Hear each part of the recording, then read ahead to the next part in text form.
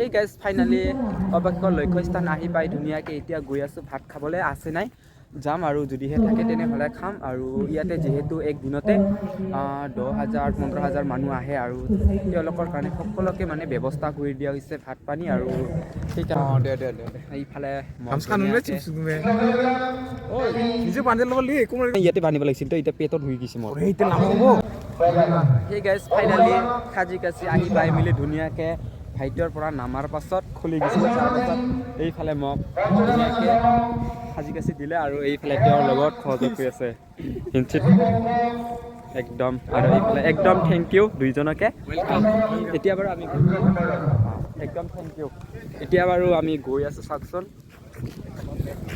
আৰু এনেকৈ সাজি কাচি আহি পাই মেলি চাওকচোন ইমান ধুনীয়াকৈ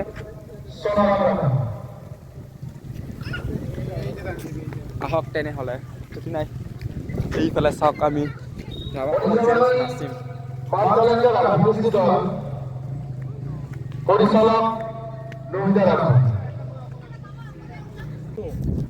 সেই গাইজ ফাইনেলি অৱশ্যে লক্ষ্যস্থান আহি পাই ধুনীয়াকৈ এতিয়া গৈ আছোঁ ভাত খাবলৈ আছে নাই যাম আৰু যদিহে থাকে তেনেহ'লে খাম আৰু ইয়াতে যিহেতু এক দিনতে 10,000 15,000 মানুহ আহে আৰু তেওঁলোকৰ কাৰণে সকলোকে মানে ব্যৱস্থা কৰি দিয়া হৈছে ভাত পানী আৰু সেইকাৰণে গৈ আছোঁ আৰু আছে নাই এইফালে চাওকচোন ভাত খোৱা আৰু গৈ আছোঁ এনেকৈ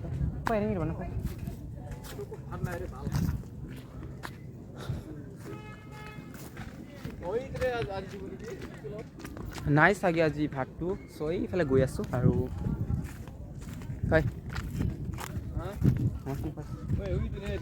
এতিয়া গাইজ আহি পাই মেলি ধুনীয়াকৈ গৈ আছোঁ এইফালে গৈ আছোঁ আৰু চাওকচোন ইমান